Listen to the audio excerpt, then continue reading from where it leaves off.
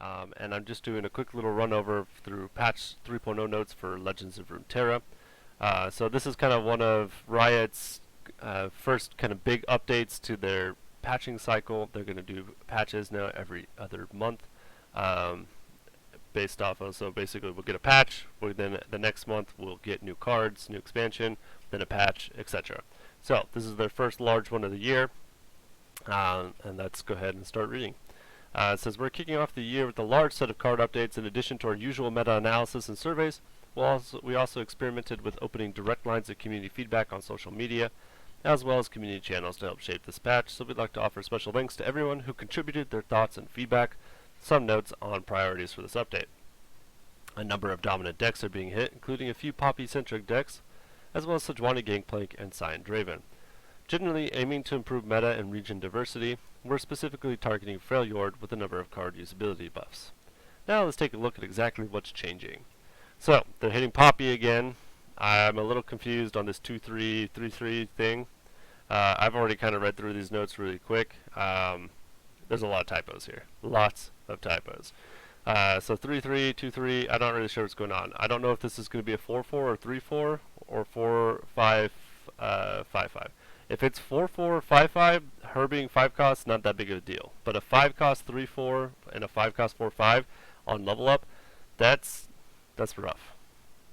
I don't know about that. Scion. I don't think that Scion's been being played that much, but I know that some people think it's pretty strong. Scion Returned is a hard card to play around, so I kind of get that in general. Basically, we're losing 2 power across all his 3 forms.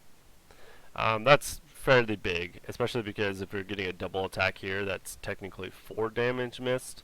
That can be a pretty big deal. Gangplank, I'm pretty sure this was already done in between patch cycles, so nothing different here. 5 to 4 frostbites, not going to make that big of a difference. I think we're reverting Trundle here, adding 1 health. I mean, he was pretty strong then, but maybe things will be a little better now. We're adding a health and attack to Nivea. Hopefully that will speed up her decks a little bit. I wish they would do a little more to speed up their decks. Not very fun to play against, but we'll see. 5 costs 4-4 to 4 costs 4-3. So down 1, and we're losing a health. Okay. I mean, I think this is probably one of the more interesting changes. Of anything that's going to make something new, this is probably one of the best probabilities of seeing something new in the meta. Maokai, play to summon, not that big of a deal. Adding a health to Darius, that's not Darius' problem. Darius' problem is he's boring. Nightfall, Challenger, when you Nightfall Diana, you get Challenger to Nightfall, or when you activate another Nightfall, give me Challenger this round. So more Challenger for Diana. Probably not that big of a deal. 3-3 to 3-4, 4-5. Adding 1 health to Zareth, I don't think makes a big difference. This is a pretty big nerf. This is one of the biggest nerfs. I don't know if they needed to hit Poppy and hit Mr. Bandle City Mayor here, but maybe they do. The fact that he can only do it once per round now is a huge nerf, and probably very much needed. Shelfolk to 4-4, awesome. I mean, a lot of people, these decks are very strong. Lecturing Yordle only creates the thing on attack.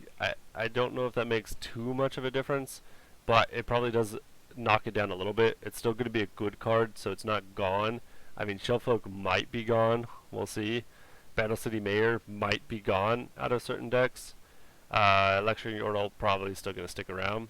Monster Harpoon, this is kind of their Sejuani Gangplank. They're basically making it cost an extra mana because it's only going to plunder 2 less now. Whatever. It that stairs. I mean, I don't know if these are going to make a big enough difference. Obliterate all landmarks to deal 3. Looking at the top 5 cards. This card is going to be interesting. People will experiment with it. People are going to wish that it was a 4 cost. But the fact that it's burst now, maybe it's usable. Maybe people will be able to find a way to make it work. 3-3 to 3-4. Not changing anything. Horror Herder, Behold, keyword change, revert on Chump Wump to 4/4. Meh. Ruined Rex, another card that I think actually has some some probability that it will be experimented with and actually be able to produce a deck. People have tried this card already. I think it was really bad, but it's 4/4 and now can do 6 times. So maybe if you build a deck around it, it can actually do something. 1/2 to 1/3, whatever, down to 6. This is where we get into some meme territory, where it's buff the memes. 7 to 6, not a big difference. 6/6 to 8/8, no difference. Barkeep to 3/3, whatever. Oh, I didn't see this before. Can now create cards outside your deck's regions.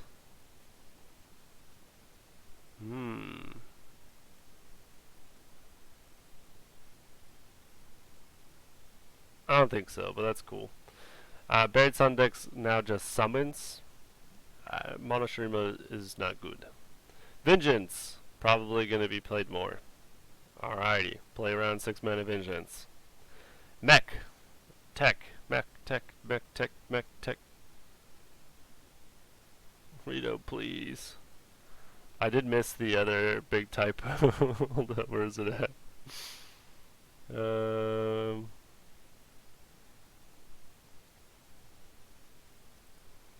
is it? Ah, yes. If all of my cars are Shuriman, I can summon it. Good luck, you Mono Shuriman fans. You will only be able to do it if you have Shuriman cars. Hidden Pathways 5 to 6, probably a strong card. I don't know. It puts it in line with other draw cards. I don't think it makes a big difference. Here's some skins. I don't buy skins. I don't care. I like boards sometimes. I only like them when I can click on them. I don't think this is a clickable one. I don't often buy Guardians, whatever, blah blah blah. I didn't see anything in bug fixes that are going to need to change.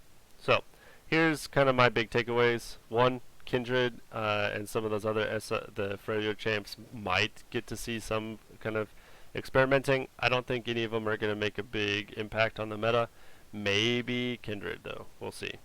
I think that's kind of the biggest one that I see kind of changing anything. Poppy nerf is probably a lot. I don't think the Mono Shuriman buffs are going to make Mono Shuriman great.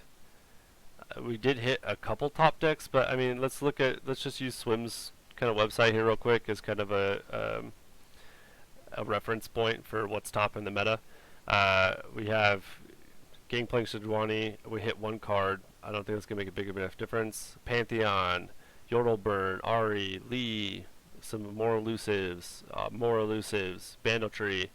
We didn't really hit any of these, except for maybe Poppy in this one, but adding 1 mana to a Poppy card isn't going to make a big enough difference for Bandletree. Really, we're just playing Poppy to play Demacia.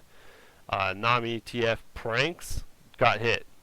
Action, still fine. Scion, down more. It's not. I don't even think it's been that prevalent, but it's probably not playable. We did not hit thralls. Darkness, gonna stay the same. Maybe we'll play. Maybe we'll play Vengeance. I don't know. Dragons, same. Lux, Poppy, Prank. I mean, again, Pranks. Goodbye, Poppy. Rek'Sai, Lurking, no difference. Jaceheimer. So, I mean, we're looking at the top decks. We're really only hitting a couple of them. And I think we only get maybe 1 new deck. Maybe SI Freljord comes back. I don't like SI Freljord.